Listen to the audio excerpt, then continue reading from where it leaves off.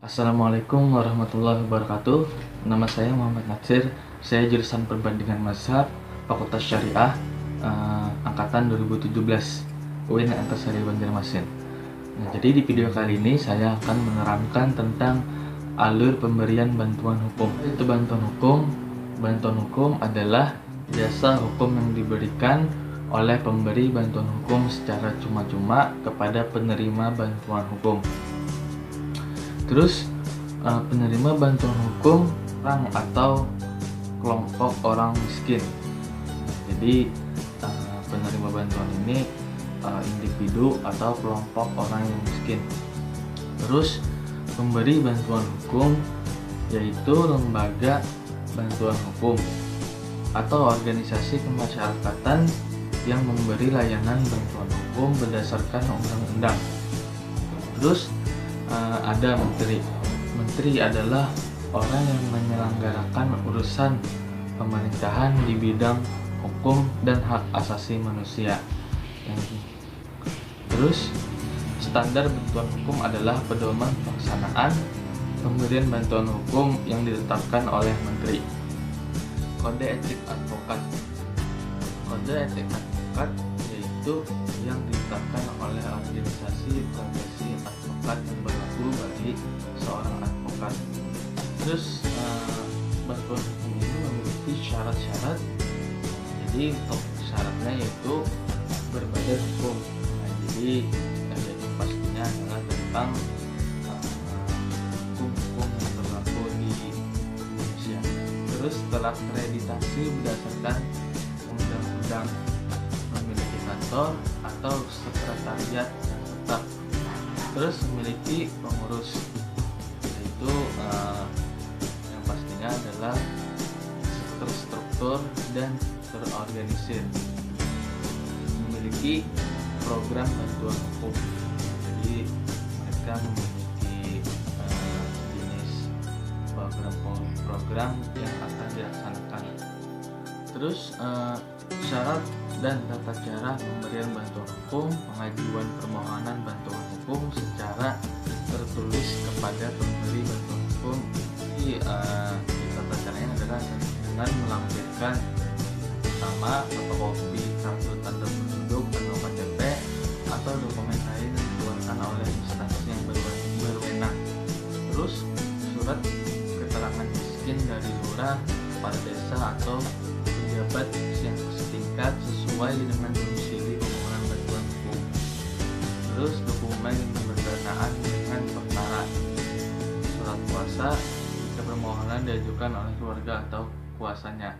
Dalam hal permohonan bantuan hukum yang tidak memiliki surat keterangan miskin, permohonan bantuan hukum dapat melampirkan yang pertama, kartu jaminan kesehatan masyarakat, terus kartu bantuan langsung tunai, kartu Indonesia Pintar, kartu keluarga sejahtera, kartu beras miskin, kartu Indonesia Sehat, kartu perlindungan sosial, dokumen kepesertaan kesejahteraan pemerintah lainnya, terus dokumen lain sebagai pengganti surat keterangan miskin. Terus dokumen lain sebagaimana dimaksud pada ayat 2 huruf I dapat berupa surat keterangan yang dibuat oleh pemberi bantuan hukum dan wajib diketahui oleh pejabat penegak hukum meliputi yang pertama, kepala kepolisian atau penyidik yang memeriksa dan menyelidiki perkara orang miskin pada tahap penyelidikan. Terus kepada kejaksaan atau jaksa penuntut umum yang melakukan pemeriksaan atau penuntutan terhadap orang miskin pada tahap penyidikan atau penuntutan. Terus kepada rumah tahanan negara jika penerima bantuan adalah tahanan miskin. Terus kepala lembaga pemasyarakatan. Terus kepala lembaga pemasyarakatan jika penerima bantuan hukum adalah narapidana miskin. Ketua pengadilan atau ketua majelis hakim yang memeriksa perkara orang miskin.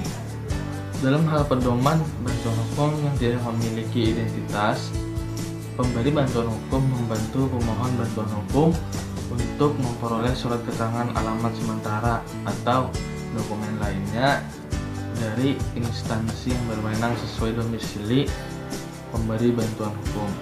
Terus surat keterangan alamat sementara atau dokumen lain harus diketahui oleh lurah, kepala desa, atau pejabat orang setingkat di tempat tinggal pemberi bantuan hukum. Nah, jadi harus diketahui karena tadi tidak memiliki tentang dokumen yang diperlukan. Selanjutnya, hak dan kewajiban penerima bantuan hukum. Penerima bantuan hukum berhak mendapatkan bantuan hukum hingga masalah hukumnya selesai atau perkara telah mempunyai kekuatan hukum tetap selama penerima bantuan hukum yang bersangkutan tidak mencabut surat kuasa, terus mendapat bantuan hukum sesuai dengan standar bantuan hukum atau kode etik advokat, dan mendapatkan informasi dan dokumen yang berkaitan dengan pelaksanaan pemberian hukum sesuai dengan ketentuan peraturan perundang-undangan. Penerima bantuan hukum wajib menyampaikan bukti, informasi, dan keterangan perkara secara benar kepada pemberi bantuan hukum, membantu kelancaran pemberian bantuan hukum. Terus juga memiliki larangan yang harus dijauhi, yaitu pemberi bantuan hukum dilarang menerima atau meminta pembayaran dari penerima bantuan hukum dan pihak yang terkait dengan perkara yang sedang ditangani pemberi bantuan hukum. Nah, jadi dimaksud dengan larangan ini adalah bisa dikatakan suap, dan bisa dikatakan sogok. Nah, jadi itu tentang alur pemberian bantuan hukum.